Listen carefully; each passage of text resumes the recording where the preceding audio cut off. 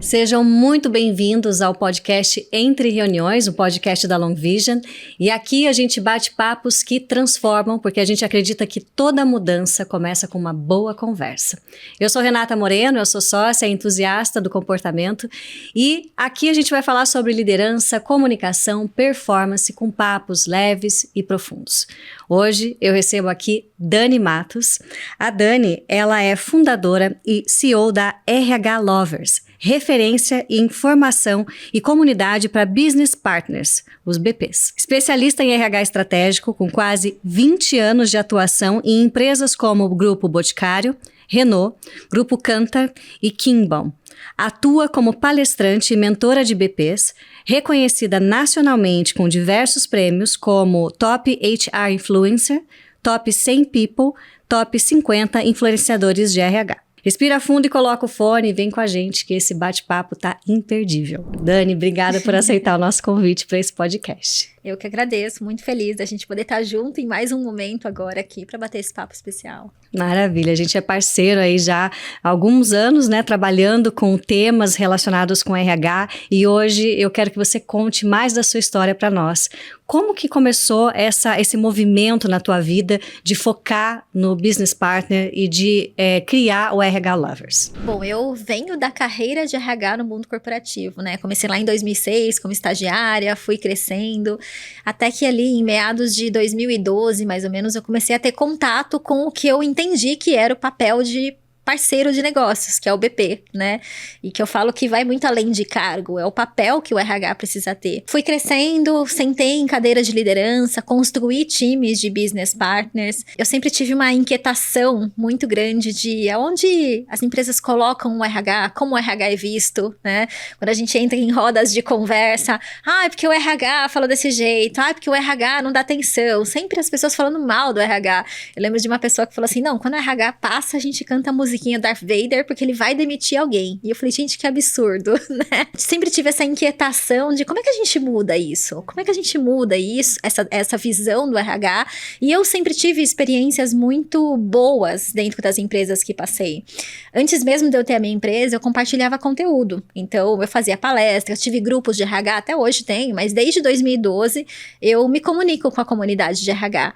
E tudo que eu contava que eu estava fazendo nas empresas, eu via as pessoas se inspirarem e, nossa, que legal, que diferente. E para mim era tão básico, talvez e óbvio, algumas coisas que eu vivia dentro de grandes organizações, mas eu senti que eu precisava compartilhar mais tudo aquilo, né, para também abrir a cabeça de outros profissionais. E eu acredito que a mudança a gente não faz sozinho, né, nessa visão do RH. Então a gente precisa montar um pelotão de pessoas que queiram fazer isso. Então, eu comecei a compartilhar conteúdo, mesmo atuando dentro de grandes empresas.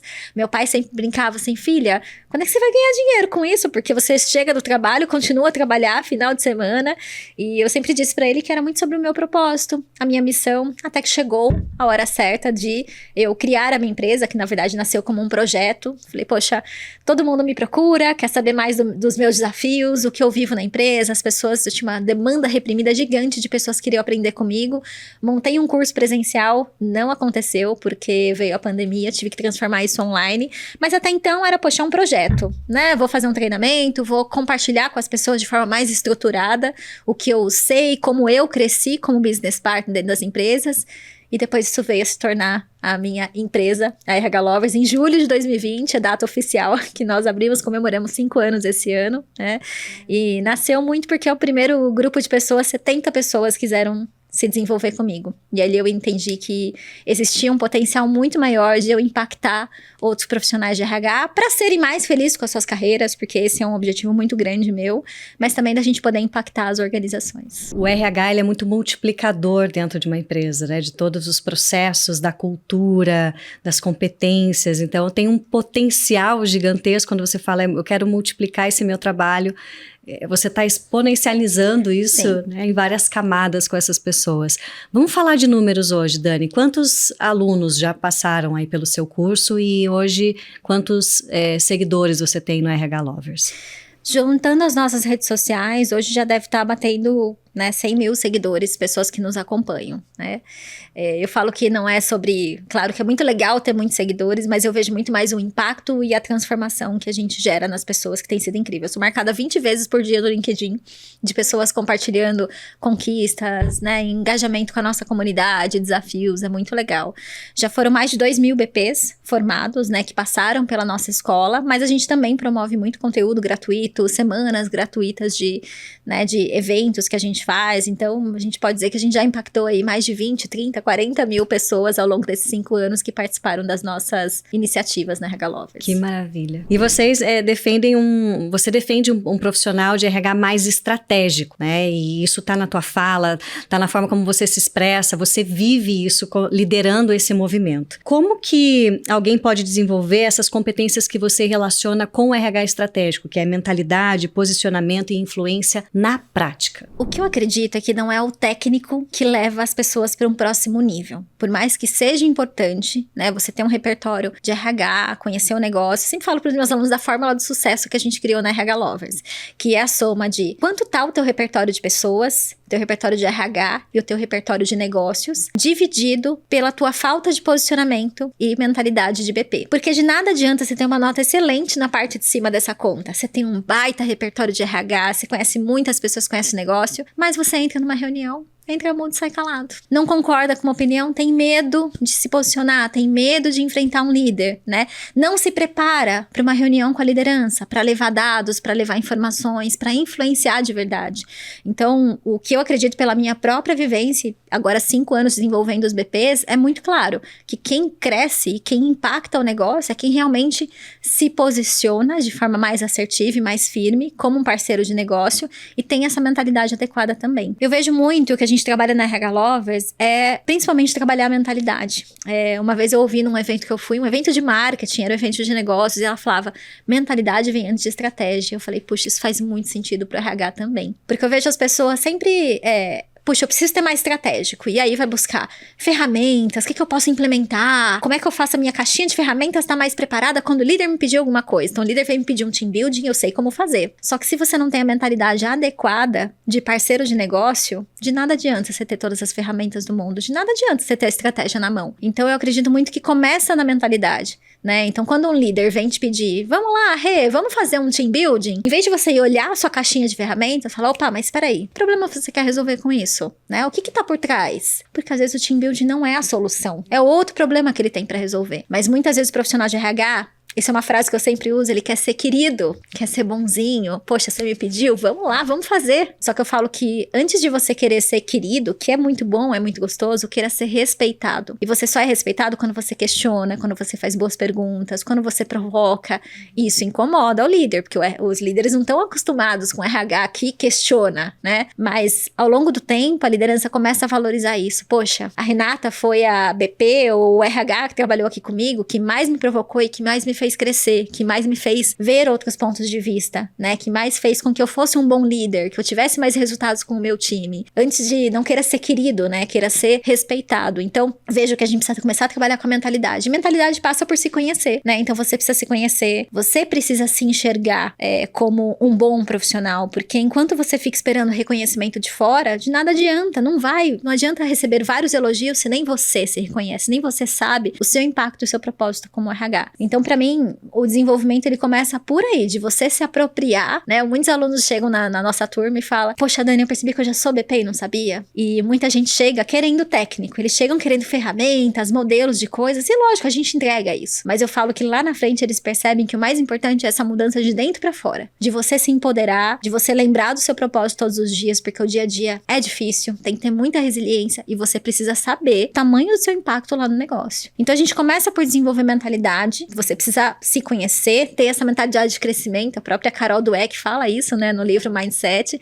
Eu conecto muito com carreira, né, com esse olhar pessoal, mas essa mentalidade de negócio também, de parceiro estratégico. E aí a gente precisa desenvolver posicionamento, se desafiar, né? Eu sempre fui uma pessoa mais introspectiva, mesmo no mundo corporativo. E eu lembro que eu me desafiava muito no começo da minha carreira. Poxa, eu vou entrar numa reunião, eu preciso fazer uma pergunta. Eu não posso passar batido, né? Me preparava muito para as reuniões, levava dados, porque se um líder tá discutindo alguma coisa e tomando uma decisão que eu sei que eu tenho uma informação diferente, eu tenho que ser a primeira a levantar a mão e falar, opa, peraí, eu tenho um dado aqui que vai ajudar vocês a tomarem essa decisão, né? E você tá nessa mesa fazendo parte dessa discussão. Então, é muito você se tornar esse trusted advisor da liderança, né? Esse conselheiro de confiança, que ele respeita, confia, que ele sabe que você tem as informações e que você conhece das áreas dele tão bem quanto os demais líderes que estão ali, ou até mais, né? Sobre pessoas. Então, desenvolver mentalidade, posicionamento, e com o tempo você começa a influenciar. E quando você começa a trazer dados para as conversas, você mostra que você entende o jogo, entende o negócio, você se antecipa,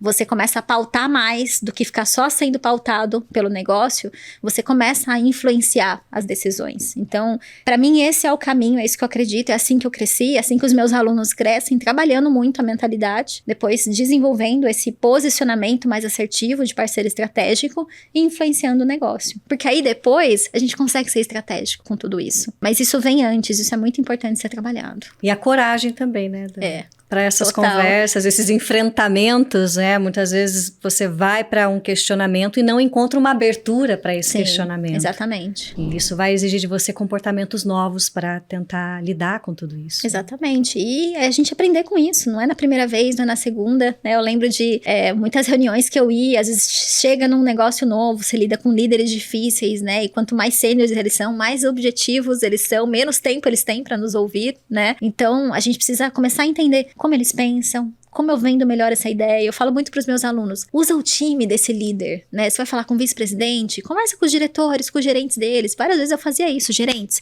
eu tenho essa apresentação para apresentar para o VP. Faz sentido? Você acha que ele vai me ouvir? E várias vezes eles falavam, vamos mudar tudo isso aqui, ó, muda. O último slide passa para cá, começa por aqui, porque ele pensa diferente. Então, é não ter medo de usar o próprio time, de se mostrar vulnerável, pra gente ser um profissional melhor, pra gente ser mais assertivo. Porque eu vejo muitas vezes profissional de RH querendo colocar a capa de super-herói, eu preciso saber tudo, a gente não sabe tudo. Assim como os líderes não sabem tudo também. Dizer o que você está vendo e está presenciando daquela situação, mesmo que seja uma opinião contrária ou diferente do líder, no momento até pode criar um embate, mas depois quando esse líder vê que o que você falou fez sentido, poxa, é verdade. Aquela pessoa me falou sobre o team building, por exemplo, que não era o que eu precisava, pois eu quis, fui lá e eu fiz e não resolveu o que eu queria fazer. Bom, ele vai olhar para essa pessoa diferente agora, né? Por quê? Porque ela começa a criar autoridade dentro desse processo, com esse comentário. Exatamente. E é muito sobre a gente também não se sabotar. Porque se um líder chega pedindo um team building, eu falo, beleza, que dia? Que hora que vai ser o churrasco? Como que nós vamos fazer? Passa um dia lindo e maravilhoso, a gente volta, nada mudou. O que esse líder vai falar? É o RH, tá vendo? Que não montou a estratégia aqui pra me ajudar a resolver isso. E aí quem fica com a culpa é a gente. E merece, porque não foi questionador. Então assim, questiona. E não é um questionar de ser arrogante ou de bater de frente. Poxa, uma vez eu ouvi um termo falando do BP como um amigo crítico. A gente tá ali pra ser um amigo legal dos líderes, mas é aquele amigo que questiona, que não passa a mão na cabeça, né? Acolhe, né? Mas puxa também quando precisa. Opa, mas peraí, não é bem assim. Poxa, não foi legal a forma como você posicionou. Ou isso que você tá trazendo. E a gente também explicar o porquê das coisas. Olha, líder, você tá me pedindo team building? Eu preciso entender, fazer algumas perguntas para entender exatamente qual é a dor, qual é o desafio que você tem. Pra gente entender se essa é a melhor solução, que pode ser, mas se não for, a gente entender qual que é o melhor caminho pra tratar isso. Então, a gente também expor um pouco mais as nossas intenções, né? Ou o que a gente quer, e é uma forma da gente se posicionar também. Poxa, eu preciso fazer um bom diagnóstico pra poder ser bastante assertiva na solução que eu vou desenhar junto com você. Muito bom. E você pode compartilhar com a gente, Dani, um caso prático de um business partner que transformou a percepção do RH dentro de uma empresa? Bom, tem vários na nossa última revista, tem vários para sair agora também, os cases de sucesso dos meus alunos, porque quando transforma essa percepção, muitas vezes o profissional de RH cresce, acaba se tornando líder lá dentro, né? Eu tenho alunos, a gente vai contar algumas histórias na próxima edição da revista, de alunos que foram pro negócio. Então é muito legal quando a gente vê o RH que foi tão valorizado, convidado para muitas vezes assumir uma posição no negócio, né? Então eu acho isso uma baita conquista também, mostra, é um reconhecimento pro que a gente tá fazendo. Mas Mas posso compartilhar uma história minha mesmo. Teve uma das empresas que eu trabalhei, eu fui trabalhar com um diretor e ele não gostava do RH. Tinha uma baita resistência. Ixi, já vem o RH, aquelas reuniões de RH. E eu tive que fazer um trabalho bem grande com ele. Uma coisa que eu sempre falo para os meus alunos, que eu fiz nesse caso, foi entender o que dói nele. Primeiro assim, qual que é a visão que ele tem? Quais foram as experiências passadas que ele teve com o RH? Por que ele não gosta do RH?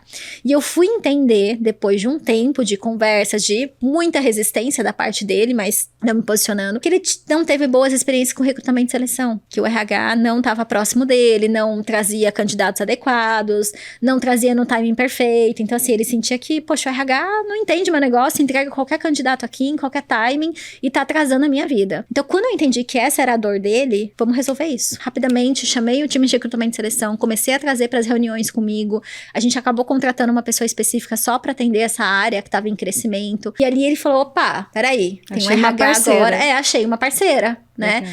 E é muito sobre isso, às vezes é tão simples, mas é a gente entender o que dói, o que tá tirando o sono daquele gestor. Eu ensino para os meus alunos, a gente tem um módulo de diagnóstico, eu chamo de primeiro 90 dias do BP, mas ele é um diagnóstico que você pode fazer sempre. De você entender com a liderança o que dói ali, quais são os quick wins, aquelas vitórias rápidas que você pode ter, que vai mudando a percepção que ele tem do RH. Então, muitas vezes é sobre isso. Qual é a dor? Às vezes é um processo que ele não tem uma boa experiência, ou é um RH que nunca questiona, que faz tudo o que eles querem. Tem um outro lado também, eu já vivi um processo de o RH ser avaliado pelo negócio, né? Então, poxa, como que o RH é avaliado? Eu lembro de algumas áreas darem nota 10. A gente pode parar por aí, né? Nota 10 tá ótimo. Mas nota 10 por quê? E aí a gente ouviu dos líderes, não, porque o meu RH é rápido, tá sempre aqui a hora que eu preciso, nossa, o RH quebra o meu galho, nossa, faz eventos excelentes aqui da minha área. E aí eu te pergunto, por isso que a gente quer ser nota 10? Quando a gente questiona esses líderes, tá, me conta uma situação que um RH veio e realmente trouxe um dado ou uma informação que mudou o rumo de uma decisão. Não tem, porque o RH não se posicionava, né? O que eu quero dizer com isso é que às vezes a gente aceita também o outro lado, elogios muito fáceis de, nossa, eu adoro o meu RH, mas adora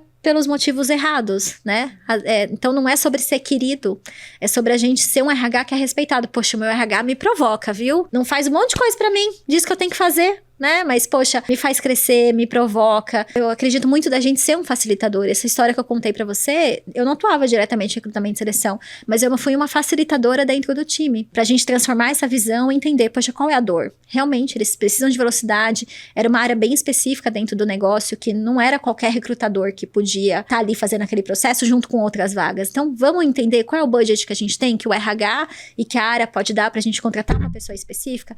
E isso mudou a percepção dele. Ele entendeu, poxa, eu tenho um RH agora que é parceiro, eu tenho um RH que entende a minha dor, que quer me ajudar a ter resultado, e com isso tudo começa a fluir, porque aí você começa a quebrar barreiras dentro do negócio. Essa parceria que tá no nome, né, business partner, ela vem, parceira é isso, ela vem com essa criticidade, ela vem com esse posicionamento e abraçar as causas que aparecem ali, fazer parte desse dia a dia. Quando você fala, não é ser querido, não é ser legal, é legal ser legal, mas a gente não consegue ser legal o tempo todo, principalmente quando a gente precisa resolver problemas e trazer resultado da melhor forma possível para o maior número de pessoas. Então, isso vai dar trabalho de algum jeito para acontecer. E faz muito sentido isso que você está falando, porque eu percebo muito, a gente, né, hoje na Long Vision a gente tá em 30 pessoas, e eu percebo muito essa diferença que um RH pode fazer dentro de uma empresa, de fazer essa ponte entre a estratégia do negócio e as pessoas, porque sem as pessoas você pode ter a melhor estratégia do mundo, que você não vai conseguir chegar lá. A empresa é feita de pessoas. Exatamente. Né? E quem são os maiores especialistas em pessoas? Somos nós, né? Exatamente. E me diz uma coisa, Dani, a comunidade RH Lovers hoje, ela faz parte da elite dos BPs, né? Então, que temas que estão em alta hoje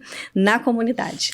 Bom, a gente tem um ecossistema bem vivo, né? A gente tem a formação, a comunidade que faz parte da nossa formação de BPs. Eu sempre construo muitos conteúdos com o que eles estão pedindo, versus o que eu acredito que é importante para eles, né? Porque muitas vezes o profissional de RH ele não tem clareza total do que ele precisa para se desenvolver. Nos últimos 2 meses, a gente trabalhou muito o tema de liderança, que é a maior dor dos RHs. Desenvolver liderança, como se comunicar melhor com a liderança, um pouco de tudo que a gente tá falando aqui, como influenciar mais. O meu próximo encontro com eles, por exemplo, é sobre presença executiva. Como que você constrói a sua presença executiva para navegar nessa relação com o C-level? Como que você é diferente a conversa com um supervisor e um coordenador, que é um líder, né, recém-formado ali, que tá ainda com um papo bem operacional, ele quer saber da vaga dele. E você, quando vai conversar com um diretor, é outro preparo, é outro posicionamento. Então, esses têm sido os temas que a gente tem trabalhado muito agora. Desenvolvimento de liderança, comunicação, influência, assertividade, né, que são muito soft skills, que é o que eu falo. As soft skills é o mais importante. Dentro da comunidade, a gente está sempre trazendo pessoas de fora para compartilhar tendências, para compartilhar cases. Então,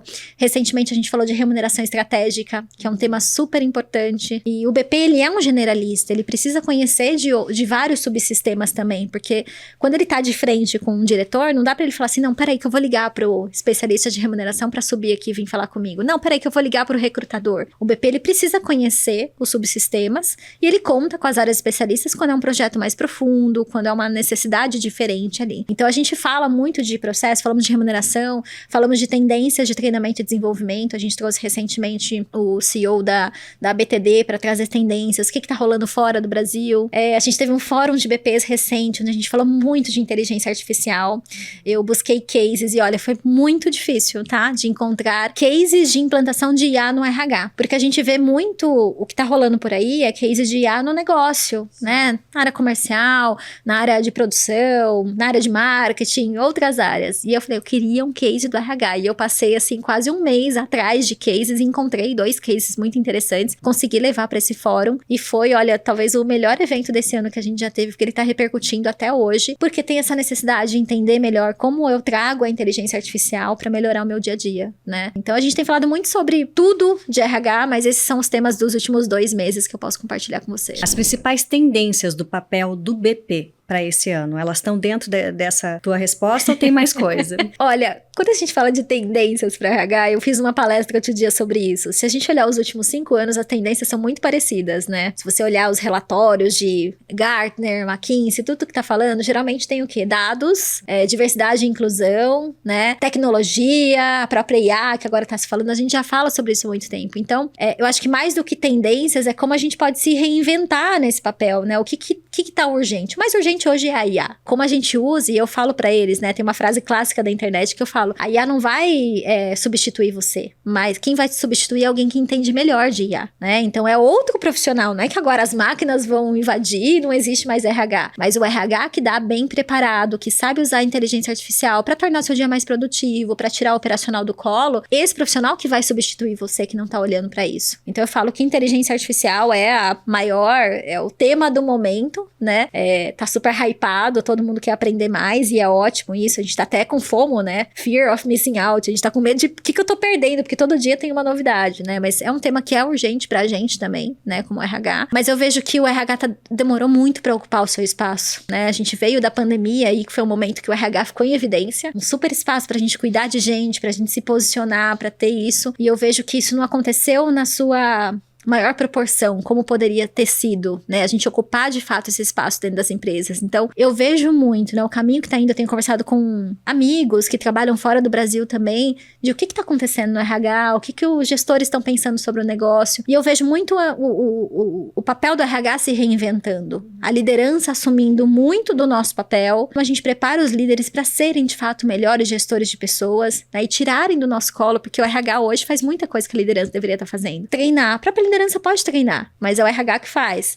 Gestor não sabe dar feedback, coisas básicas, né? Gestor não sabe lidar com um conflito do dia a dia, vai fazer uma avaliação de desempenho, não sabe fazer. Então, o RH acaba entrando muito nessa parte que se a gente tem liderança bem preparada, ele não precisa entrar nisso, né? E eu falo para os profissionais de RH, não precisa ter medo, porque, poxa, se eu não fizer mais isso, e agora? Eu vou fazer o quê? Que bom se sobrar tempo, né, na sua agenda, para você estar de fato onde importa, nas conversas de valor, desenvolvendo alta liderança, atuando ali no planejamento estratégico. Então, eu vejo muito que a gente está caminhando para esse BP 5.0, que é mais do que ser o parceiro estratégico, ele é um RH que transforma, que está diretamente, ele está envolvido na estratégia, ele não está só recebendo a estratégia e executando, ele está participando dessa construção com o negócio. Então, eu vejo que mais do que tendências é a gente, de fato, começar a ocupar esse espaço que há muito tempo o RH não ocupa. É claro que tem excelentes empresas, excelentes profissionais, mas eu converso com gente todos os dias e tem gente que não sabe nem o que é um business partner, o que é um RH estratégico, né? Então tem muito espaço ainda pra gente ocupar. E eu falo que é sobre o espaço que a gente precisa criar. Porque ninguém vai criar isso pra gente. É a gente que tem que ir atrás, que tem que ser protagonista e criar esse espaço dentro das organizações. Como é que você hoje entende que o RH pode sair desse modelo mais reativo, né, e de tirador de pedidos, para se posicionar como esse protagonista da estratégia? Você falou desse período da pandemia que realmente o RH foi o que segurou muito as pontas ali de vai todo mundo agora para casa. Sim. E tem que colocar, né, as pessoas ali com recursos para poder trabalhar. E eu me lembro que a gente que trabalha com treinamento, o treinamento ele entrou, ele não estava na lista de prioridades, porque a prioridade era acomodar essas pessoas em casa para o negócio continuar rodando e para ter o mínimo de dano possível social, né, quando a gente fala social, de demissões, e poder organizar o negócio para que ele continuasse sustentável. E o RH teve um papel protagonista Sim. nisso. Então, pensando, você disse, mas ainda tinha espaço para isso acontecer, né? Então, como é que o RH pode ser mais protagonista? Quando a gente fala assim, o RH quer ser mais estratégico e a maior dor que vem eu preciso sair do operacional. O que a gente faz para isso, né? Como a gente cria esse espaço, essa oportunidade? Porque não adianta ficar esperando. Eu vejo muitas pessoas esperando. É o dia que a empresa mudar, é o dia que a minha liderança fizer isso. E eu vejo que os alunos que mais crescem hoje aqui na RH Love são aqueles que vão para cima. Eles vão e criam as oportunidades. Então, sim, tem muito trabalho operacional, né? Que não dá espaço na agenda para ser estratégico. Então, eu falo, você precisa começar a se olhar de longe. O que você tá fazendo que você pode delegar para outra pessoa? O que você tá fazendo que é papel do líder? O que você tá fazendo que pode automatizar? O que você tá fazendo que você não deveria estar fazendo? Mas muitas vezes você faz porque é legal ou porque sempre foi assim. Então, é muito sobre começar a se questionar. Eu tive uma história numa empresa que eu passei, a gente estava reposicionando o papel do BP e a gente começou a ficar mais atento e alerta a tudo que acontecia. E uma das coisas que a gente percebeu, simples, que acontecia, era todo e-mail que saía para a liderança, no final aparecia assim, dúvidas, fale com o seu BP. Não só para a liderança, como para as pessoas do negócio. E aquilo coloca a gente num patamar de babá, de posto Ipiranga, que responde tudo, né? Concierge do shopping, que você vai ali e pergunta tudo que você quer. Então, a gente precisa voltar e questionar, opa, mas por que pergunte pro seu BP? Não pode ser pergunte pro seu líder? Como a gente prepara a liderança? E não é só pra tirar do nosso colo. O que o líder ganha com isso? Ele ganha autonomia. Ele ganha agilidade. Se ele está preparado para responder as dúvidas dos colaboradores, tudo flui muito mais rápido. Imagine o RH tendo que responder a dúvidas de todo mundo. Então, é muito de como a gente também posiciona e constrói essa narrativa dentro do RH, né? De preparar, colocar a liderança no outro patamar. Pesquisa de clima. É ferramenta do RH ou do líder? A gente pode vender como uma ferramenta de gestão. Quando a gente diz que é uma ferramenta do RH, o líder fala é do RH. É o RH que constrói plano de ação. Quando a gente diz que é uma ferramenta de gestão, eu posso cobrar dele quanto ele está acompanhando, quanto ele está agindo em cima daquilo. Então, acho que tem muito essa questão de como a gente também vende as ideias, constrói essa narrativa e começa a se posicionar. Eu lembro de várias situações no meu dia a dia de líder, porque eu não estou preparado para fazer esse desligamento, você não quer fazer por mim? Não posso, eu posso te ajudar, posso sentar com você e vamos preparar. Posso te ajudar a se preparar. Exatamente, vamos pensar como é que você vai falar? Né, seja um desligamento, seja um feedback difícil, mas eu não posso fazer por você. Você é o líder, você contratou essa pessoa, você que tá no dia a dia com ela, você que tem mais elementos do que eu e mais autoridade pra fazer isso. Então, a gente também saber explicar, não é dizer assim, não vou fazer, isso é seu papel. Não vou fazer por isso, né? Mas eu tô aqui disposto. Então, eu acho que não é a gente sair agora, não faço mais por você, líder, se vira, te dou recurso, sento com você, quantas vezes precisar. Sento do seu lado. Eu não sei fazer um ponto. Como é que eu faço nesse sistema? Abre o seu computador aí. Vamos fazer junto. O problema todo é quando a gente fica fazendo por eles. Né? Porque quer ser querido, quer ajudar, e aí a gente não evolui e eles não aprendem. E eu falei uma frase antes que eu vou repetir, que é a gente pautar mais do que ser pautado. Porque eu ouvi isso de uma diretora de RH com quem eu trabalhei. Primeiro dia de trabalho, eu perguntei, o que você espera dos BPs aqui da empresa? Ela falou, eu quero que vocês pautem mais. Eu falei, me explica melhor isso. E eu conto isso para os meus alunos. Porque o RH é muito pautado. Que é isso? Tira pedido, né? A demanda vem sempre de fora. Você chega na reunião, a pauta do negócio, sobre o que vai ser falado. Você chega para conversar com o líder, muito RH vai com a folha em branco, chega e fala, pois não, como eu posso te ajudar? E acha que isso é bonito, porque eu tô aqui para servir. E tem que mudar essa mentalidade. Quando você vai pra uma reunião com o líder, você tem que ir com a sua folha preenchida. Você tem que estudar. Eu vou conversar com a Renata, que é uma executiva amanhã, deixa eu ver os dados dela, deixa eu ver as metas do time, como é que estão, deixa eu ver o que aconteceu nos últimos meses, deixa eu falar com o meu chefe. Chefe, eu vou falar com a Renata, o que você acha que é importante eu trocar com ela? Você colher esse contexto e você chegar, Renata, eu trouxe aqui uma pauta pra gente conversar. Queria falar com você sobre o último resultado da sua pesquisa de engajamento, queria falar com você sobre as metas do time, o resultado, o que que tá acontecendo, pra ver como é que eu posso te apoiar. Você já chegar com a pauta. Não tem problema você me trazer a pauta também. Mas eu vejo que o RH muitas vezes chega com a folha em branco, despreparado, esperando vir a demanda. Vai pra uma reunião e aí sai como? Cheio de pedidos de pastel, né?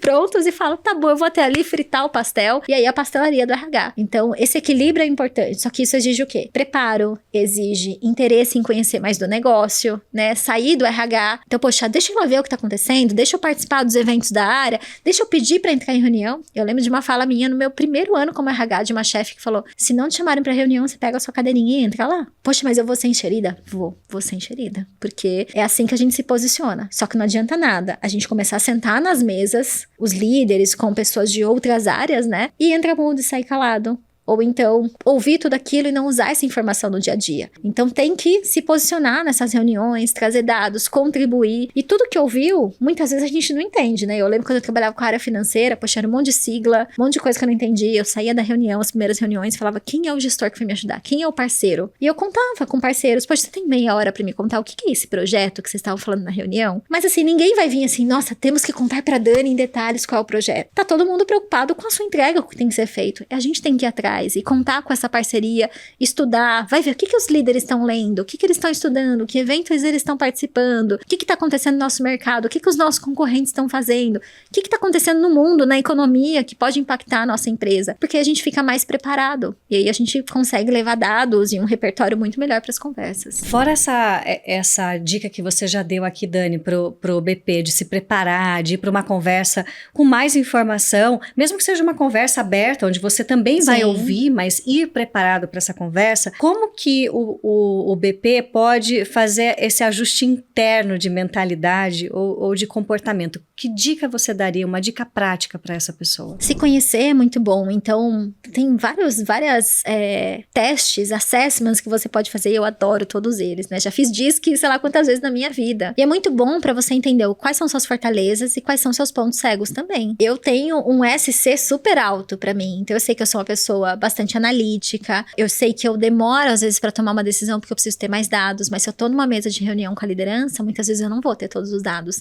Então eu já sei que eu vou ter que me arriscar, né? Mesmo um pouco insegura, mas eu vou ter que arriscar mesmo sem ter todas as informações para tomar uma decisão ali. Tive que desenvolver, por exemplo, a minha influência, né? A minha comunicação. Eu sempre fui mais quieta, mais introspectiva, mas a partir do momento que você precisa se comunicar com a alta liderança, né? Você precisa trabalhar essa sua expansão, trabalhar essa sua coragem também de se posicionar. Eu sempre tive dominância mais baixo, mas quando eu me tornei líder, eu precisei desenvolver isso. E é nítido, assim, cada ano que eu faço o teste durante toda a minha carreira, ele veio crescendo, porque a gente se adapta, né? Então, acho que passa muito por esse autoconhecimento, de buscar esses assessments, mas buscar feedbacks também de pessoas próximas. E o que eu tive, e que talvez muitas pessoas não têm, são mentores. Eu tive muitos mentores na minha jornada, tanto mentores de RH, quanto de negócio. Vários gestores, eu já atendi um vice-presidente super querido, brasileiro, e ele se tornou meu mentor também. Então, eu contava muito com ele pra me puxar, pra me dar feedback, pra me orientar, puxa, como é que eu trabalho pra me posicionar melhor com aquele líder, puxa, vivi uma situação difícil com um estrangeiro, como é que eu lido com ele? É muito dos ambientes que a gente também procura estar.